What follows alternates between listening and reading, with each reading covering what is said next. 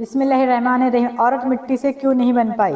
مرد کی پسلی سے عورت کو بنا کے اللہ تعالیٰ نے مرد کو اپنی اس حکمت کا اشارہ دیا ہے کہ میں نے اس عورت کی تخلیق فرشتوں کی لائی ہوئی مٹی سے نہیں کی، میں نے اسے تمہارے جسم کے حصے سے اسی لیے نکالا کہ عورت کا تقدس اور پردہ قائم رہے، فرشتوں کو بھی خبر نہ ہونے پائے کہ زمین کی لائی ہوئی کس مٹی سے عورت کی تخلیق ہوئی۔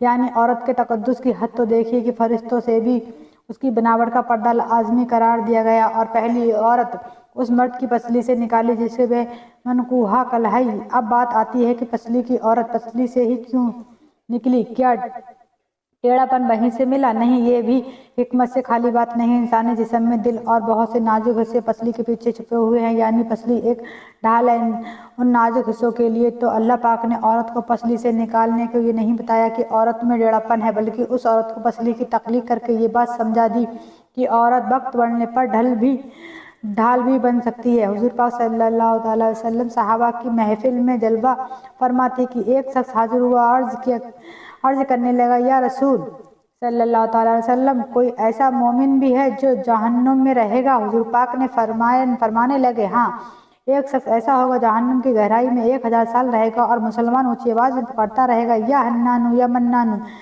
ایک دن اس قدر اونچی بلند آواز سے ہی یا حنان یا منان کہے گا کہ حضرت جبرائیل علیہ السلام جہنم کے قریب سے گزرتے ہوئے اسے سن لیں گے۔ حضرت جبرائیل علیہ السلام حیران ہو گئے کہ یہ کیسے عجیب بات ہے کہ کوئی مسلمان یا حنان یا منان پکار رہا ہے۔ حضرت جبرائیل علیہ السلام عرش کے سامنے حاضر ہوئے ہوں گے اور سر سجدے میں رکھ کر خدا کی تسبیح بیان کریں گے۔ اللہ فرمائے گا، اے جبرائیل علیہ السلام سر اٹھاؤ۔ جیسا ہی حضرت جبرائیل علیہ السلام سر اٹھائیں گے تو اللہ فرمائے گا کہ بتاؤ جبرائیل علیہ السلام، کیا عجیب دیکھا آج تم نے؟ حضرت جبرائیل علیہ السلام عرض کریں گے، اے ہمارے رب، میں نے جہنم سے آتی ہوئی ایک آواز سنی ہے کہ گہرے گڈھے سے لگ رہی، کوئی پکار رہا تھا، یا حنان یا منان۔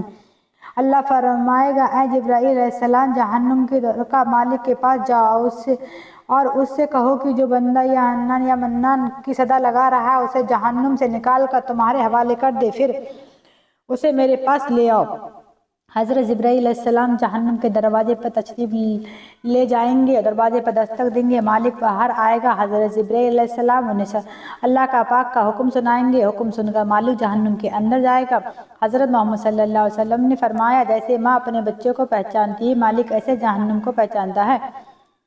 اس کے باوجود آپ یا حنان یا منان کہنے والے شخص کو تلاش نہیں کر پائیں گے، باہر تشریف لائیں گے۔ حضرت جبرائیل علیہ السلام سے عرض کریں گے، اے جبرائیل، جہنم نے گہرے سانس لیا، اسی لیے کون سی چیز پتھر ہے، کون سی چیز لوہا ہے اور کون سا انسان، اس کی پہچان نہیں ہو رہی ہے۔ حضرت جبرائیل علیہ السلام پھر اللہ کی بارگاہ میں سجدہ کریں گے۔ اللہ پاک ارشاد فرمائے گا کہ اے جبرائیل علیہ السلام سر اٹھاؤ، تم یا حنان یا منان کہنے والے کو کیوں نہیں لائے؟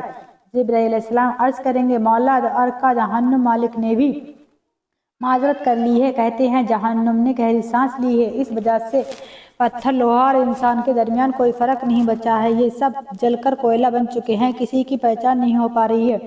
اللہ فرمائے گا، جبرائیل، ارکا کا مالک سے کہو میرا بندہ جہنم کے فلاں گڈھے میں فلاں کونے میں اس حالت میں پڑا ہے کہ حضرت جبرائیل علیہ السلام جہنم کے دروازے پہ جائیں گے اور حضرت مالک کو یہ حنان یا منان پکارنے والے کا بتائیں گے۔ حضرت مالک جہنم کے اندر جائیں گے اور دیکھیں گے ایک شخص ہے، اس کے پاؤں اس کی پیشانی کے ساتھ ہیں، اس کے ہاتھ گردن کے ساتھ بندھے ہوئے ہیں اور جہنم کا سانپ بچھو اس کے ساتھ لپٹے ہوئے۔ مالک اس کی زنجیر توڑ دیں گے اور جہنم سے نکال کر حضرت جبرائیل علیہ السلام کے حوالے کر دیں گے۔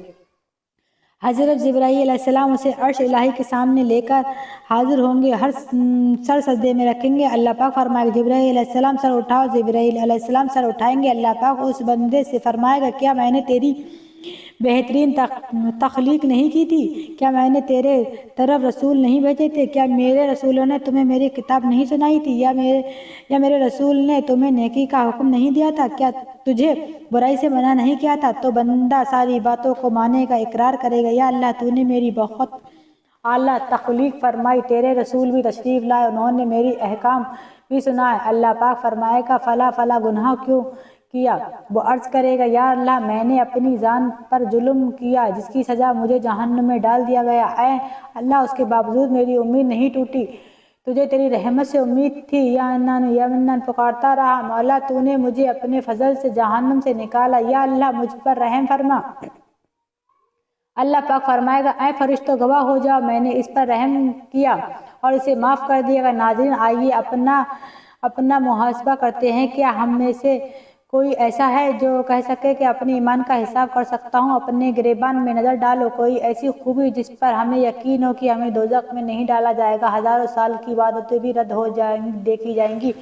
تو بس اللہ سے دعا کرتے ہیں کہ اللہ ہم جانتے ہیں کہ ہمارے ایمان کا سخت حساب لیا جائے گا، یقیناً ہم بچ نہیں پائیں گے، اس بے حد گناہ گار ہیں۔ لیکن اے اللہ، ہم تیری رحمت کا سوال کرتے ہیں، ہم سے حساب اپنے عدل و انصاف پر نہ لینا بلکہ ہم اپنی رحمت اور عطا کا سایہ رکھنا۔ اے اللہ پاک ہماری دعا کو قبول فرما۔